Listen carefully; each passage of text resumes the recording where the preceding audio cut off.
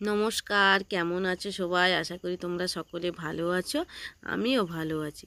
তো প্রত্যেক দিনের মতন আজকেরও আবার একটা রেসিপি নিয়ে চলেছি। অল্প তেল মশলা দিয়ে আজকের একটা খুব সুন্দর চিকেন রান্না করে দেখাবো। তো বন্ধুরা, ভিডিওটা না টেনে প্রথম থেকে শেষ পর্যন্ত দেখবেন। আশা করি আজকের রেসিপিটাও তোমাদের ভালো লাগবে। চলুন তাহলে আজকের রেসিপি শুরু করব। তো তার আগে দেখুন, আমাদের এখানে এই যে দেখুন বাতাবি লেবুর গাছ। এখানে দেখুন 5টা লেবু হয়েছিল, বাতাবি লেবু। তার মধ্যে এই যে দেখুন তুলে তুলে খাওয়া হয়ে গেছে, আরও একটা পেকে গেছে।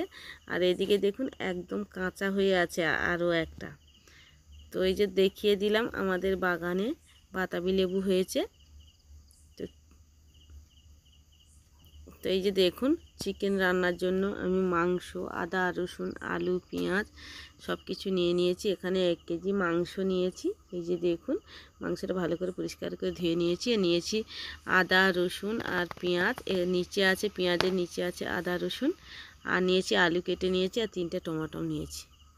আর এদিকে দেখুন আলুটাকে আমি ভেজে নিয়েছি লবণ আর হলুদ দিয়ে। তারপরে দেখুন আমি কড়ার মধ্যে আরও কিছুটা তেল দিয়ে পেঁয়াজটাকে একটু লাল লাল করে ভেজে নেব। সুন্দর করে পেঁয়াজটাকে লাল লাল করে ভেজে নিতে হবে। এই যে দেখুন পেঁয়াজটা ভাজা ভাজা হয়ে গেছে। এখানে দেখুন দারচিনি অল্প একটু নিয়েছি আর 2টো তেজপাতা। এই যে দেখুন এটাকে আমি একটু এই যে দেখুন আবারও একটু ভেজে নিচ্ছি। আর কড়ার মধ্যে আরও কিছুটা তেল দিয়ে দারচিনি আর তেজপাতাটা একটু ভেজে নেওয়ার পরে রসুনটা যে আমি বেটে রেখেছিলাম রসুনটা আমি দিয়ে দিলাম। রসুনটা একটু ভাজা ভাজা হয়ে গেছে। এবার এখানে আমি যে টমাটোটা কেটে রেখেছিলাম টমাটোটাও দিয়ে দিলাম। এই যে দেখুন টমাটোটা দিয়ে ভালো করে আমি সুন্দর করে একটু নেড়ে চেড়ে এইভাবে কষিয়ে নেব। সুন্দর করে কিন্তু টমাটোটা কষিয়ে নিতে হবে। তারপরে যে আদাটা যে আমি বেটে রেখেছিলাম আদাটা আমি দিয়ে দিলাম।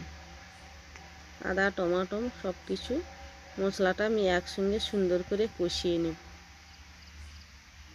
মশলাটা যত সুন্দর করে কষানো হবে তো মাংসটা তত খেতে সুন্দর হবে। এই যে দেখুন আমি এখানে 1.5 চামচের মতন হলুদ গুঁড়ো দিয়ে দিলাম। আর দিয়ে দেব লঙ্কা গুঁড়ো। লঙ্কাটা আমি এখানে 1.5 চামচের মতন দিয়ে দিলাম। ঝালটা কম বেশি করে নিতে পারো। এই যে দেখুন আমি দিয়ে দিচ্ছি স্বাদ মতন লবণ। লবণটা আমি মশলাটা কষানোর মতন আমি দিয়ে দিলাম। এই যে দেখুন খুব বেশি আমি তেল দিয়ে রাঁধবো না, অল্প তেল মশলায় কিভাবে চিকেন রান্না করবে সেটাই তোমাদের সঙ্গে আমি শেয়ার করলাম। এখানে দেখুন একটা সসের বোতল নিয়েছি, আমি এর মধ্যে সসও কিছুটা দিয়ে দিয়েছি। তো আজকের আমি তোমাদের সস দিয়ে মাংস রান্না করে দেখালাম। তো এইভাবে যদি না বাড়িতে বানিয়ে থাকো একবার অন্তত খেয়ে দেখবেন, এর মাংসর স্বাদটা কিন্তু হেভি টেস্টি হয়। এই যে দেখুন সব কিছু আমি কষিয়ে নিয়েছি। এবার আমি এখানে যে শিলটা ধুয়ে রেখেছিলাম আদা রসুন বেটেছিলাম, তা শিল ধোয়া জলটা আমি কিছুটা দিয়ে দিলাম। এই যে দেখুন মশলাটা আমার কষানো হয়ে গেছে আর মশলা থেকে তেলটা ছাড়তে শুরু করেছে। এইভাবে সুন্দর করে আমি কষিয়ে নিয়েছি। তারপরে আমি দিয়ে দেব চিকেন।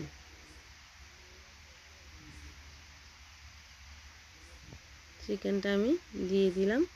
দিয়ে এটাকে ভালো করে আমি নাড়তে থাকবো 7-8 মিনিট। এটাকে ঢাকনা চাপিয়ে চাপিয়ে ভালো করে কষিয়ে নিতে হবে মাংসটাকে।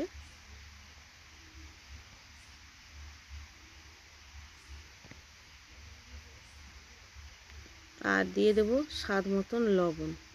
লবণ আমার মশলা কষানোর সময় একটু দেওয়া আছে, আবারও আমি কিছুটা দিয়ে দিচ্ছি। এইভাবে স্বাদ মতন লবণটা দিয়ে ভালো করে আমি 7-8 মিনিট ভালো করে কষিয়ে নেব ঢাকনা চাপিয়ে চাপিয়ে। এই যে দেখুন কষানো আমার হয়ে গেছে। এইভাবে সুন্দর করে কিন্তু কষিয়ে নিতে হবে মাংসটা। মাংসটা যত সুন্দর করে কষাবে খেতে ততটাই মজার হবে। এই যে দেখুন আমার সুন্দর করে কষানো হয়ে গেছে মাংসটা।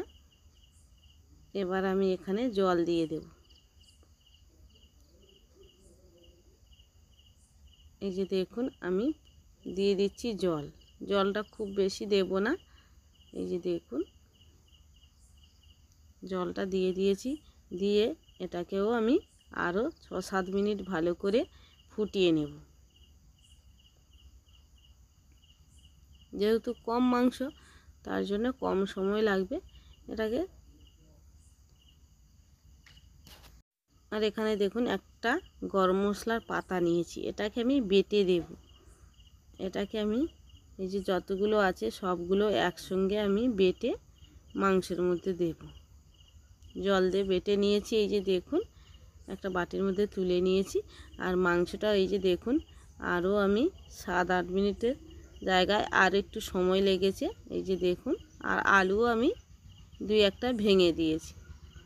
এইভাবে মোটা হয়ে আসলে তরকারির রসটা তখনই আমি এটাকে নামিয়ে নেব। এই যে দেখুন নামিয়ে নেওয়ার পরে তারপরে কিন্তু আমি গরম মশলা যে বেটে রেখেছি সেটাকে আমি দিয়ে দিচ্ছি।